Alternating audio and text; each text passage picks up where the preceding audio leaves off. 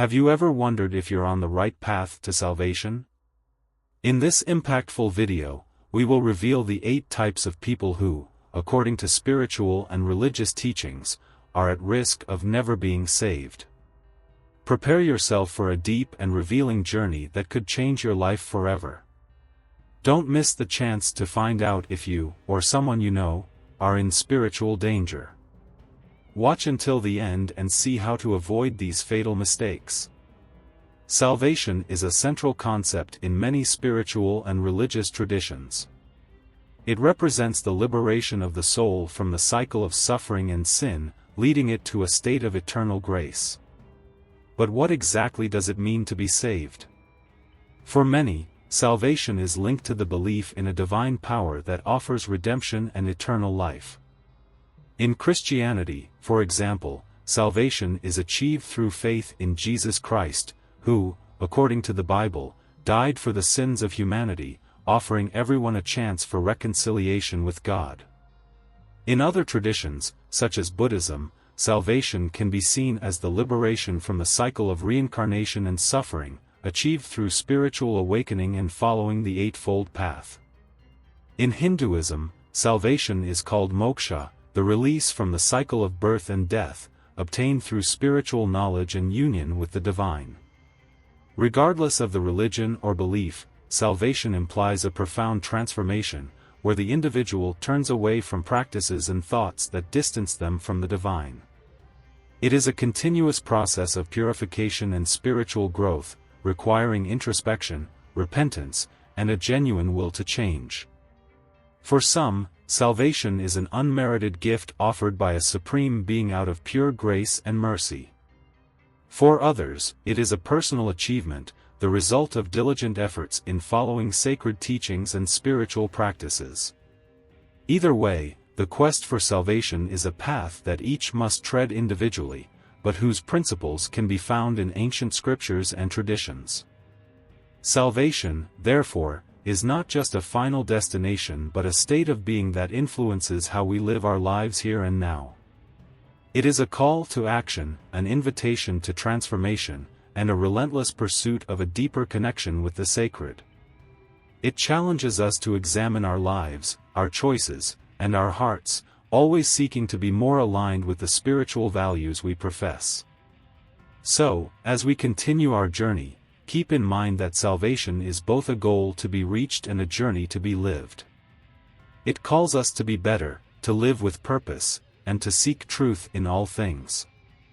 May this reflection on salvation inspire us to follow a path of faith, morality, and righteousness, always seeking what is good, just, and true. Imagine someone who sees themselves as infallible, always right, and superior to others. This is the essence of pride, one of the most insidious and destructive sins we can harbor. Pride is subtle, it hides behind a facade of self-confidence and competence, but deep down, it is a barrier that separates us from true humility and divine grace. The proud person believes that their achievements are solely the result of their own efforts, neglecting the help and divine intervention or the contributions of others. This type of person often looks down on others, believing they are above criticism and advice. This attitude creates spiritual isolation, distancing them from communion with God and the community.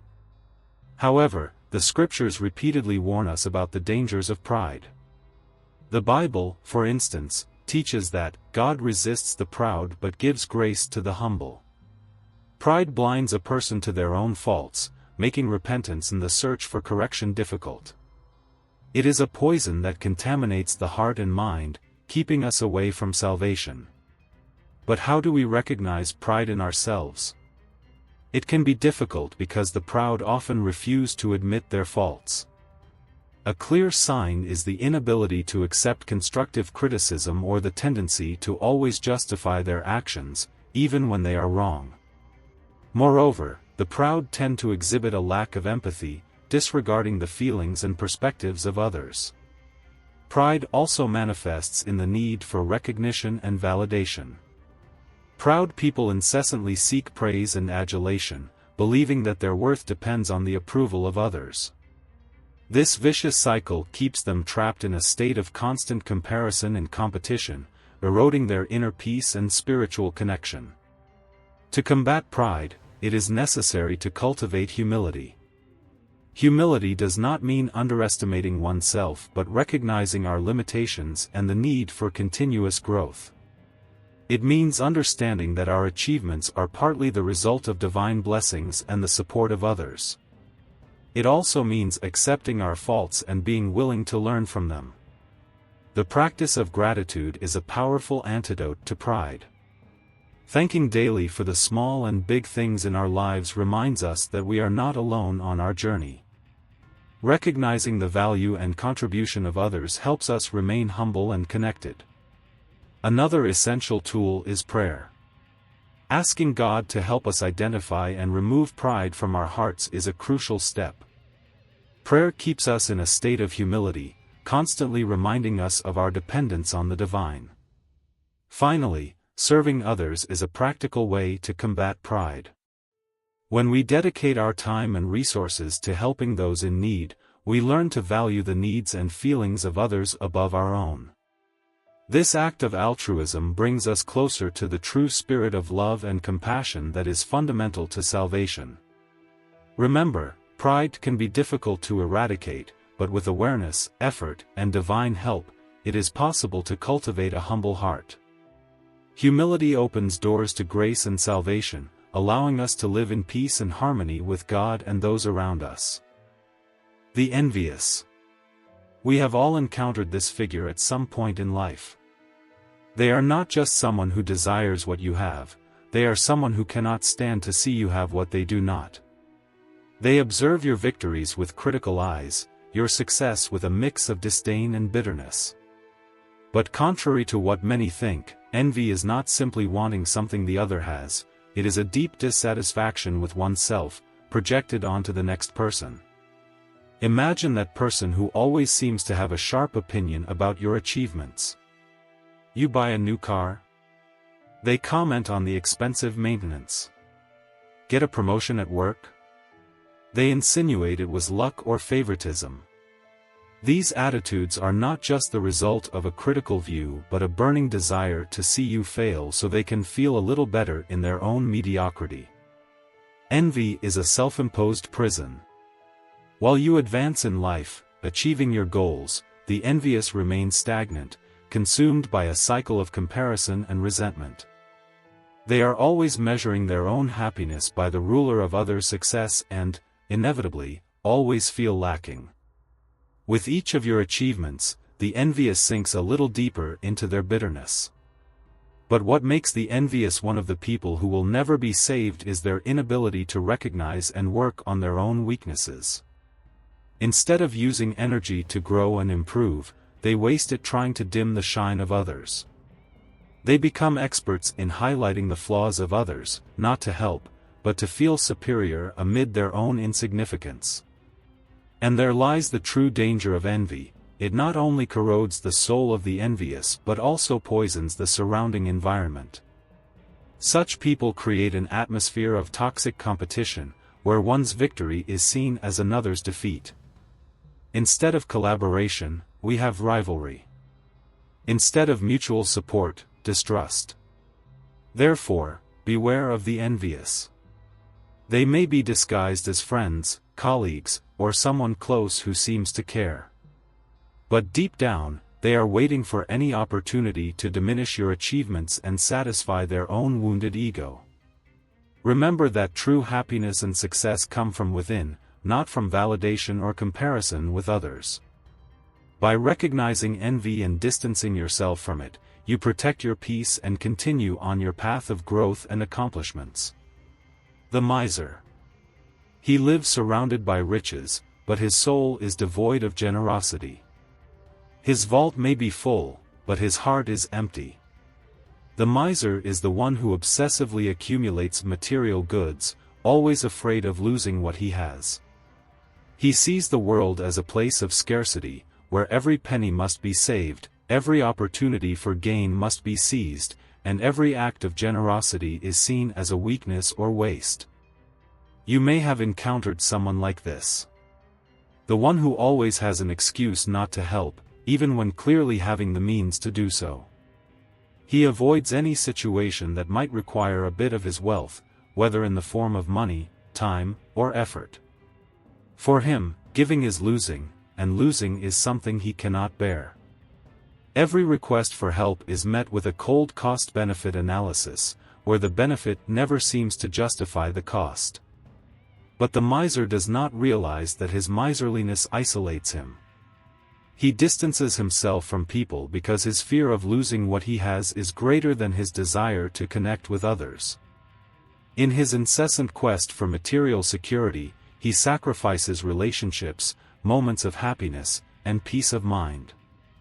He may have filled bank accounts but lives in constant anxiety, fearing that some unforeseen event might topple his sandcastle. Moreover, miserliness prevents the miser from experiencing the true essence of life. He cannot see that true wealth lies not in the accumulation of goods but in the ability to share, to make a difference in the lives of others. His blindness to the needs of others and the joys that come from generosity causes him to be lost in a vicious cycle of fear and greed. And it is this blindness that condemns the miser. He is so focused on protecting what he has that he cannot see the opportunities for personal and spiritual growth that life offers. His soul becomes barren, incapable of flourishing in a garden of abundance and love. He lives in a desert of his own making, where the water of generosity and altruism never arrives. The miser is, therefore, a prisoner of his own possessions. He will never be saved because he cannot break free from the chains he forged himself. He refuses to open his heart and hand, clinging to his wealth with such force that he suffocates his own spirit. To achieve salvation, one must be willing to give, share, and recognize that true richness lies not in what we have but in what we can offer to the world. So, reflect, have you allowed the fear of scarcity to dictate your actions? Have you become a miser without realizing it? It is never too late to change. Start today by being more generous, more open to sharing what you have, and watch as life responds in kind. Generosity is the key that unlocks the door to a fulfilling and abundant life. Doubt is a natural part of faith. It is the question that pushes us to seek deeper understanding and greater connection with the divine. However, there are those whose doubt goes beyond healthy questioning, leading to a hardened skepticism that distances them from salvation. The hardened skeptic is not content with seeking answers, they are determined to disprove, dismantle, and discredit the beliefs of others. This skepticism is not a path to enlightenment but a barrier to it. The skeptic's heart is closed to the possibility of divine truth, seeing faith as a weakness rather than a strength. Such skepticism can stem from various sources: a sense of intellectual superiority, a desire to rebel against established norms, or past experiences that have led to a loss of trust in spiritual teachings. Regardless of the origin, the result is the same: a person who is disconnected from the possibility of faith, and thus, from the potential for salvation. The skeptic's refusal to believe is often accompanied by a cynical attitude towards those who do. They may mock or belittle the faithful, seeing them as naive or gullible. This condescending attitude creates a divide between the skeptic and the community, further isolating them from the support and fellowship that can nurture spiritual growth. Moreover, the skeptic's doubt is not just a lack of belief but an active resistance to it. They may go out of their way to find flaws and inconsistencies in religious teachings, using these as justifications for their disbelief. This relentless pursuit of evidence against faith blinds them to the beauty and wisdom that can be found in spiritual practices and beliefs. However, the path to salvation requires an open heart and mind. It necessitates a willingness to embrace the unknown, to accept that there are truths beyond our current understanding. The hardened skeptic's refusal to entertain this possibility keeps them locked in a state of spiritual stagnation. To overcome skepticism, one must be willing to take a leap of faith. This does not mean abandoning reason or critical thinking but rather balancing them with a sense of openness and wonder. It means recognizing that faith and doubt can coexist, each strengthening the other in a dynamic interplay that leads to deeper understanding and connection with the divine. Prayer, meditation, and contemplation can help soften the skeptic's heart. These practices invite the skeptic to explore their doubts in a safe and supportive environment, allowing them to gradually open up to the possibility of faith. Engaging with a community of believers can also provide a sense of belonging and support, helping the skeptic see the value and strength that faith can bring to their life. In conclusion, skepticism can be a healthy part of spiritual growth, but when it hardens into cynicism and disbelief, it becomes a barrier to salvation. By remaining open to the possibility of faith, the skeptic can find a path to spiritual awakening and fulfillment, discovering the divine truths that lie beyond the realm of reason alone. The unforgiving heart is one of the most tragic barriers to salvation. It is a heart that holds on to past wrongs, nursing grievances and resentments, refusing to let go of the pain caused by others. This inability to forgive becomes a spiritual poison, corroding the soul and blocking the flow of divine grace. Forgiveness is a fundamental aspect of many religious teachings. It is seen as a way to cleanse the soul, release the burdens of the past, and open the heart to love and compassion. However, the unforgiving person clings to their pain, finding it difficult to let go of the anger and bitterness that have become part of their identity. The reasons for this can be complex. Sometimes, the hurt is so deep that it feels impossible to forgive. Other times, the unforgiving person believes that holding on to their anger gives them power or control over the situation. They may fear that forgiving would mean condoning the wrongs done to them, or that it would make them vulnerable to further hurt. However, the true power of forgiveness lies in its ability to free the forgiver. Holding on to resentment and anger does not punish the wrongdoer, it only harms the one who refuses to forgive. It creates a barrier between the unforgiving person and the divine, preventing them from experiencing the fullness of God's love and mercy. The Bible teaches that forgiveness is essential for salvation. Jesus emphasized this in the Lord's Prayer, saying, "Forgive us our debts, as we also have forgiven our debtors." This teaches us that receiving forgiveness from God is intertwined with our willingness to forgive others. An unforgiving heart cannot fully receive the grace that God offers. Moreover, forgiveness is a path to healing. It allows us to let go of the past and move forward with our lives. It restores relationships, heals emotional wounds, and brings peace to the heart. It is a powerful act of love and compassion, both for ourselves and for those who have wronged us. To cultivate a forgiving heart, it is important to recognize the humanity in those who have hurt us. Understanding that everyone makes mistakes and that no one is beyond redemption can help us find the compassion to forgive. It is also helpful to pray for the strength to forgive, asking God to help us release our anger and pain. Engaging in acts of kindness and service can also soften our hearts and make us more inclined to forgive. When we focus on helping others, our own grievances seem less significant, and we become more open to letting go of our resentments. In conclusion, an unforgiving heart is a heavy burden that prevents us from experiencing the fullness of God's love and grace. By choosing to forgive, we free ourselves from the chains of the past and open our hearts to healing and salvation. Let us remember that forgiveness is not a sign of weakness but a testament to the strength of our spirit and our commitment to living a life of love and compassion. Now that we've explored the traits that can hinder one's spiritual journey, it's important to remember that salvation is always within reach. No matter where you are on your path, there is always hope for change and redemption. Keep striving for humility, generosity, faith, and forgiveness, and you will find yourself on the road to spiritual fulfillment. If you found this video enlightening, please like, subscribe, and share it with others who may benefit from these insights. And don't forget to check out our other videos for more spiritual guidance and inspiration. Thank you for watching, and may you find peace and salvation on your journey.